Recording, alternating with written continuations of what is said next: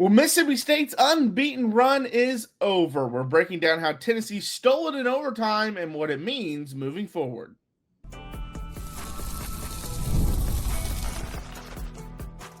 You are Locked On Mississippi State, your daily podcast on the Mississippi State Bulldogs, part of the Locked On Podcast Network, your team every day. Well, thanks for making Locked On Mississippi State your first listen every single day, part of Locked On Podcast Network, your team every day. Today's episode is brought to you by FanDuel. Right now, new customers can bet just $5, and if your bet wins, you'll get $300 in bonus bets to use across the app. Download the app today. My name is Jaron Spor. I'm a national college football writer at Athlon Sports. That's Landon McBride. We are recapping the Tennessee game, and what a fun game that was until the very end. Yeah. And then we'll obviously give our top dog of the week like we do every single Monday. But first, let's start with the offensive side of the ball. Landon, what was your thoughts? A lot of good and some bad. I guess we'll get the bad out of the way. That tends to be what we do. Shapen had moments where he looked confident and looked good back there, but obviously the interception was bad.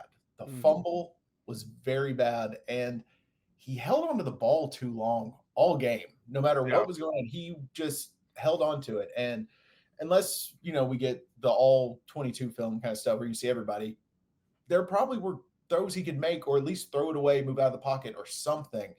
But he was waiting for certain throws to come open and just sat back there over and over and would get hit or sacked or, just basically create unnecessary pressure on himself.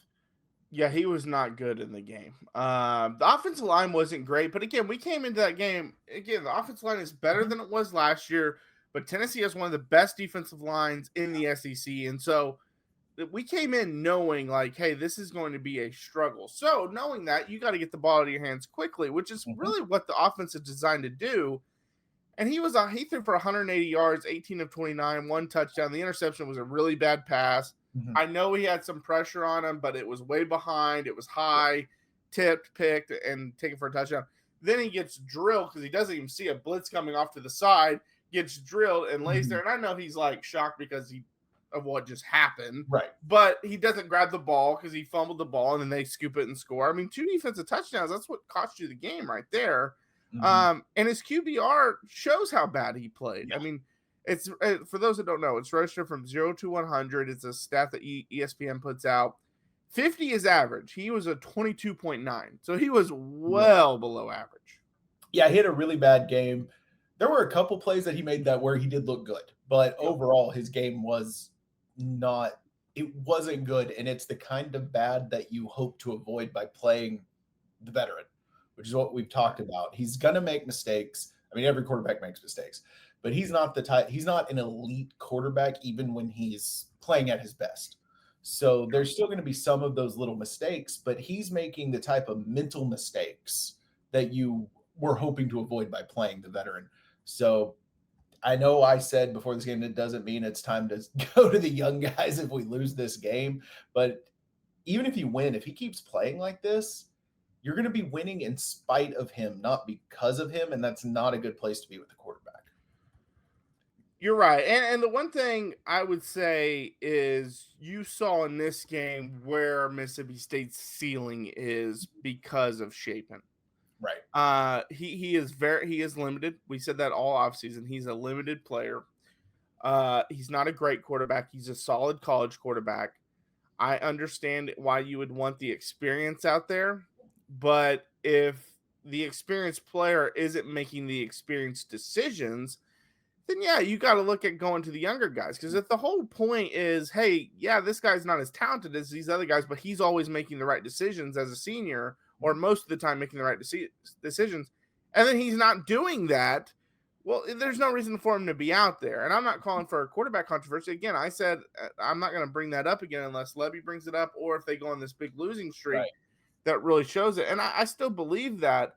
But this game was the perfect game to show why Blake Shapen is who he is. He's a solid college quarterback. He will not be a pro quarterback. No. He won't make a roster. I mean, I'm sure he'll get picked up by someone because I could see a ton of players get picked up all the time as undrafted free agents try to make a roster. that will probably happen, but he won't make a roster. He will not be an NFL quarterback. He's No. very limited, but he's still a solid quarterback. And in this game, he was just bad. If you take out his rushing, which a lot of it was sacks too, the running backs had well over 200 yards rushing. And that was something coming into the game, now shifting kind of to the positives. Yeah. Now, we said that, like, hey, this is Mississippi State's strength, but this is also Tennessee's strength. They were only allowing like 93 yards rushing a game. Fluff Bothwell, Booth, Sam West on the fake, Marco Taylor even came in. They all did really, really well in this game, and Bothwell especially. Yeah, Fluff had a game. It was, 5.8 yards per carry on 23 carries. He couldn't be tackled. He could not be tackled, and that was, all offseason, we both were hyping this guy up, and he's showing why. He's one of the best additions that out of the portal that we've seen in just about anyone, across all of college football. He is putting people on notice, and it's hard to say negatives about the running game. When you put up those kind of numbers on a defense that was not allowing many rushing yards, and you have one running back who was flat out dominant the entire time, that shows you what this team can do. Because, there's a couple defensive lines that'll be comparable to Tennessee's that they'll play, but the majority are not going to be as good. And if you're doing this to them, that's bodes pretty well for the future. Yeah, no, he was, the amount of times that I saw, like, man, that play just got blown up in the backfield. Oh shoot, he just popped 4 or 5 yards. Like, that happened so many times because he would break 3 or 4 tackles in the backfield and then take off. And I will say this, the one thing that I noticed, especially late in the fourth quarter, Tennessee finally started just selling out to stop the run. So I saw a lot of people say, oh, in overtime, you should have just handed it to Fluff the whole time, or Booth the whole time. Well, they were finally starting to sell out to stop the run. And I will say this, Fluff pretty much played a perfect game. Yeah. But go back and watch that. I believe it was on third down. No, it was second down, because third down was the play that Shapen rolled out and slipped.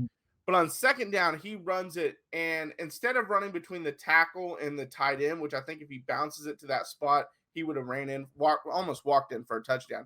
He cuts it up and goes between the tackle and guard, picks up 2 yards, makes it third down from the 3-yard line, and then, of course, Shapen loses 2, and then incomplete pass inside.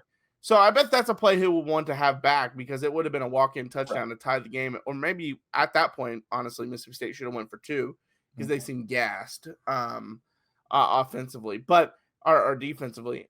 That's one I'm sure he wants to have back. But outside of that, he played a really good game. And then receiving wise, Aiden Williams had the massive catch in the game. Brennan Thompson had a decent day, but he dropped a big one that would have been a walk-on touchdown.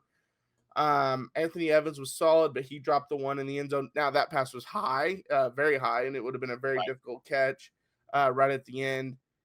Jordan Mosley was solid again. Traore had the 40 yards on 4 catches, had the incredible stretch out for the touchdown. Wildly acrobatic dance around the pylon. Yeah. No, that was really solid. Honestly, overall, I thought outside of Shapen, the offense was solid against a pretty good defense. But again, it was Shapen that kind of held them back. Yeah, and it's hard to really grade the receivers. They kind of almost get like an incomplete, because Shapen didn't give them a lot to work with. When he did give them something to work with, they made plays.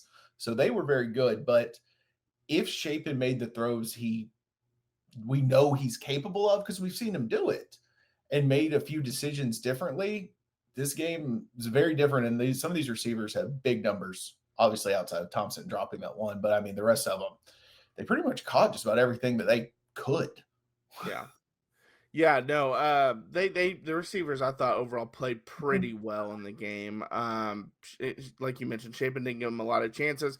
Also, him holding the ball too long because he was trying to set up a big shot. Like, man, you got to know.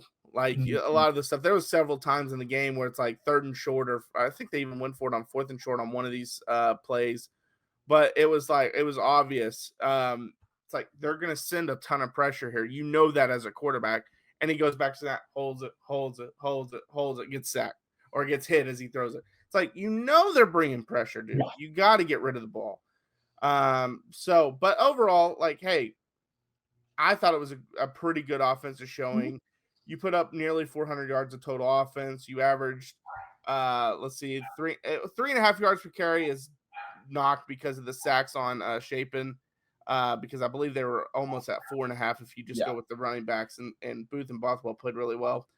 The penalties, they had 6 for 71. So they didn't have a ton, but they came in the worst moments. Like right after Brennan drops the touchdown, you have the 62-yard run to Booth for a touchdown.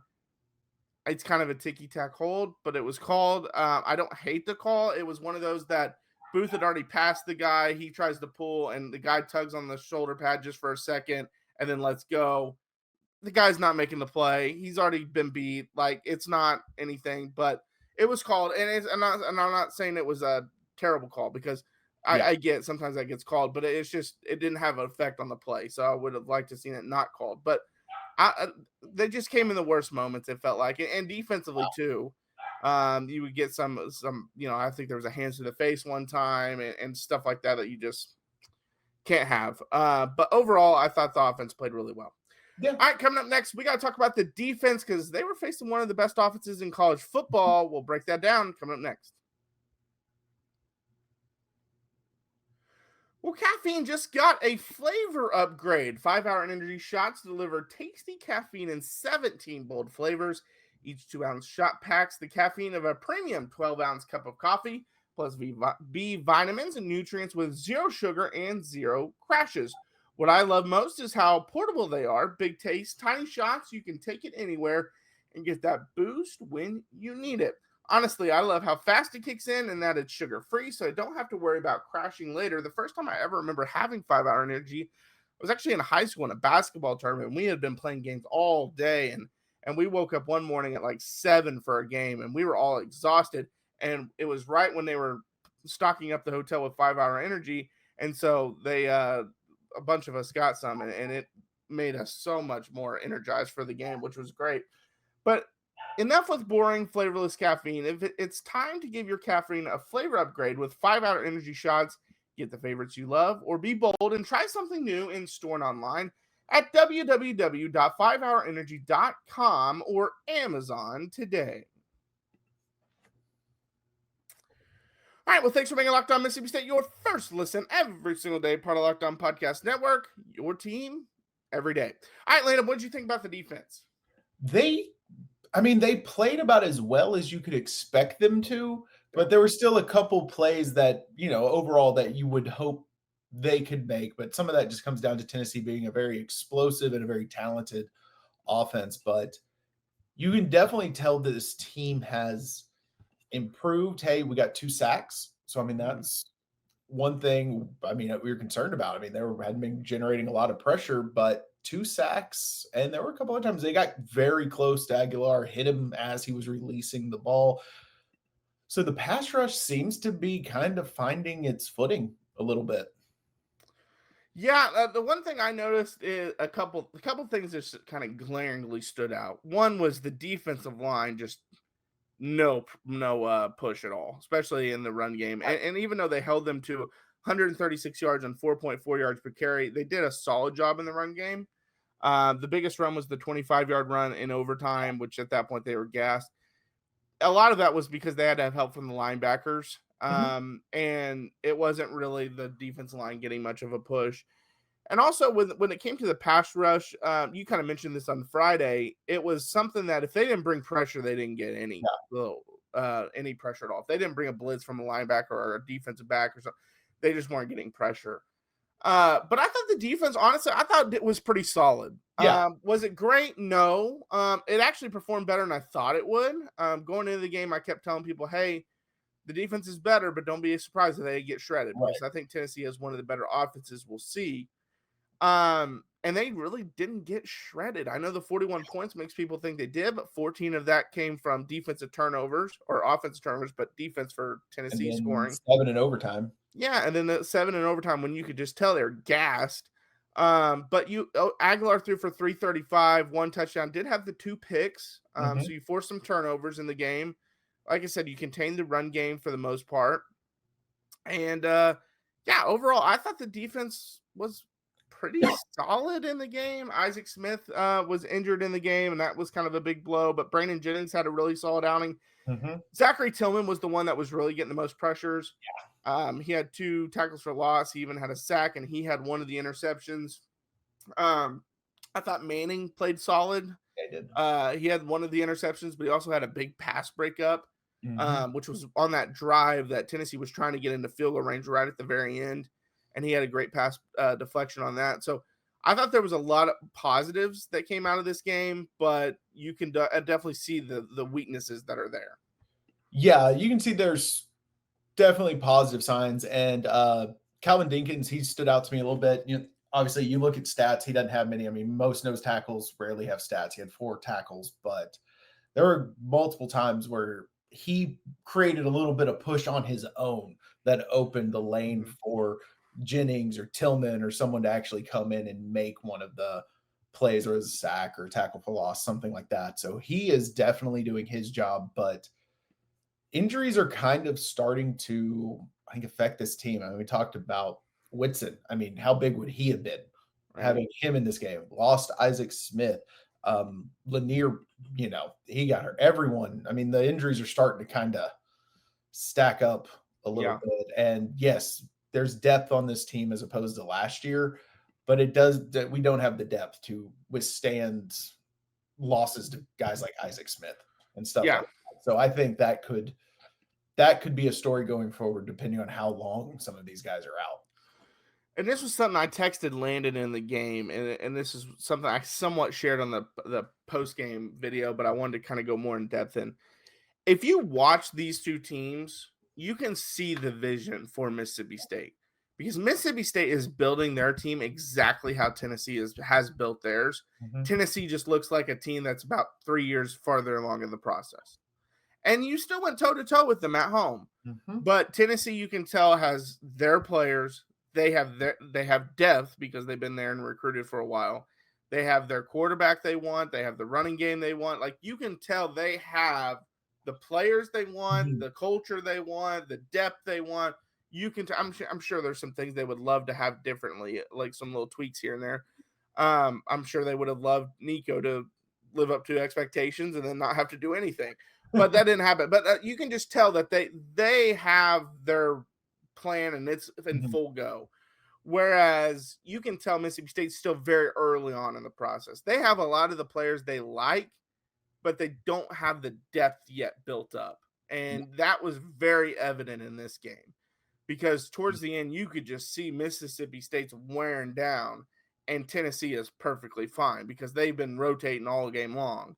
Whereas Mississippi State is playing the same guys almost every snap, it feels like. And that was really evident in the fourth quarter, and it was even more evident in overtime. Tennessee hadn't really had any success Mhm. rushing the ball. First play, it's wide open and a touchdown, basically a wide open running lane, and he's gone. Yeah, I think we saw what Lebby wants to be here. And while we saw what he wants to build, we also saw proof of concept of what he's building. Because if you are in a position where in year 2, when year 1 was basically you were just white knuckling it, trying to get through the end because of all the transfers, your first year coaching, all of that. But in year 2, which, I mean, kind of really his first full year with players he actually brought in and got able to set it up, you went toe-to-toe with a team that we both feel will most likely be in the college football playoff, who top 15 team. You went toe-to-toe with them, and if a couple different things break your way, you walk out with a win. Yeah. And it's not like fluky things happened. Like, you just went out there and played your game and almost beat them. I mean, this team, it sucks to lose this game. This team I think, is a little bit farther along than we thought before this season started. Yeah. That doesn't mean bowl games coming just because this schedule's so rough, but this team is definitely a little bit farther along than we thought before they took the field this fall. Hey, the Arkansas game's looking even better now, especially with Sam Pittman being let go. I like Pittman a lot, so it kind of sucks to see him get let go. But that one is looking more promising. Florida's looking, obviously a lot more promising. You can't tell me they can't go into College Station and win this weekend either. But there's some games that kind of look a little promising. But yeah, I mean, I they shouldn't go winless in the SEC because I think they're a legit team. But the depth might be the thing that hurts them, because if these injuries start stacking up, and then obviously players are going to wear down throughout the season, so you have to worry about that. But all right, coming up next, we will give our top dog of the week. Don't go anywhere. One of the tools that help make a huge difference for business owners is Quo, formerly OpenPhone. It's the same great business phone system you've heard me talk about before, just with a new name. And here's why it matters. Every missed call is money left on the table. When every customer conversation counts, you need a phone system that keeps you connected 24/7. Quo is the #1 business phone system that streamlines customer communications. It works right through an app on your phone or computer, so no more carrying two phones or relying on a landline. And I love how Quo, formerly known as OpenPhone, lets your team share one number and collaborate on calls and texts. It's like a shared inbox, so everyone knows what's coming in, so there's no more customers getting left hanging. And their built-in AI agent is a game changer. It can answer after-hours calls, capture leads, and keep business moving even when you're off the clock. And whether you're a solo operator juggling everything or part of a larger team, Quo makes it easy to stay responsive and professional. See why over 90,000 businesses trust Quo, formerly OpenPhone. Get started free and get 20% off your first 6 months at quo.com/lockedoncollege. That's quo.com/lockedonnhlcollege. And if you've got existing numbers with another service, Quo will port them over at no extra charge. Quo, no missed calls, no missed customers. And the NFL season is here, and FanDuel has an offer you don't want to miss. Right now, new customers can bet just $5 and get $300 in bonus bets if you win. That's right. Pick a bet, put down $5, and if it hits, you'll unlock $300 in bonus bets to use across the app.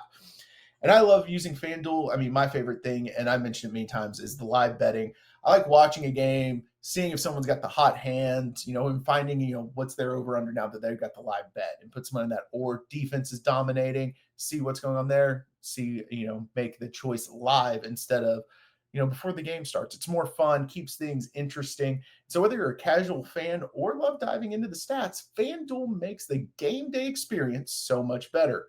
So what are you waiting for? Visit FanDuel.com to download the FanDuel app today and get started.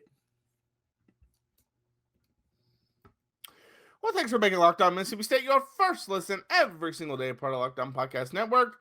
Your team every day. All right, Landon, who is your top dog of the week?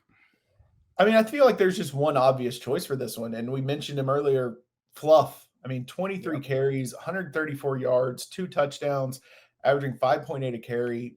I mean, he dominated. I don't say he was the offense, but he is what made this offense go this entire game. He made a lot of plays, and it was the reason they were in it at the end. Yeah, Fluff is the easy one. He was just I almost said unguardable, but untackleable, I guess you could say. They literally couldn't bring him down. And he was one that, even like I said earlier, it looked like, oh, that's a 2-yard loss. Oh, no, that's a 1-yard gain. And that doesn't look big. Yeah, but that doesn't, and 1 yard, you're like, oh, that doesn't look big. But when it was a 2-yard loss, that's big. And one of the best compliments you can give a running back is they always fall forward. Mm-hmm. And that's Fluff. He had a great game. Yeah. He kind of put his mark in that he's one of the best running backs in the SEC. And him and Booth are a really good duo. I mean, they almost combined for 192 yards between the two. If you get that between two running backs and 3 touchdowns on top of that, you get that between 2 running backs, you're having a really good day. But just so we can recognize someone else, I'm going to go with Jahron Manning as mine. 6 tackles. He had he had 1 solo tackles, but he had 3 pass deflections along with the interception. The interception was a great play. The one, again, I mentioned it earlier in the defensive recap segment, the best play to me was the pass deflection right before the end of the game, because they took a shot, Tennessee did, at the end zone, and it's one-on-one, and he just pins it right there with his hand and knocks it down. It was a great play, especially because we hadn't seen great defensive back play the last couple of years, and that was a great one to see. And also, I thought they kind of got away with one in terms of they ran man late in that game, and that's a risk against some really good receivers for Tennessee. But Manning stepped up and made the play. So hats off to him. Yeah, he had a great game. That's a great pick for the defensive side of the ball. I mean, without him and how he played, that defense could have gotten ugly, but he made a lot of great one-on-one, solo type plays to really stall the Tennessee offense when we needed it. Yeah, for sure. All right, well, it's another big moment on Locked On. College football fans, Locked On and Fire TV present College Football Kickoff, your ultimate college football weekly preview. Drake 12, Locked On Big 12, leads the conversation alongside two-time AP Coach of the Year Gary Patterson, former college star Jesse Holley, and Locked On's local experts. A college football preview only Locked On can do. Catch College Football Kickoff every Thursday throughout the season only on Fire TV. My name is Jaron. Check out my work over at Athlon Sports. That's Landon. Follow us, Locked On Mississippi State. We're on YouTube, Instagram, TikTok, and Twitter. Post daily videos Monday through Friday, so check those out. We also have a pre and a post-game video that we post on all those platforms as well. That's every Saturday. Check that out as well. And until next time, Hail State. Hail State.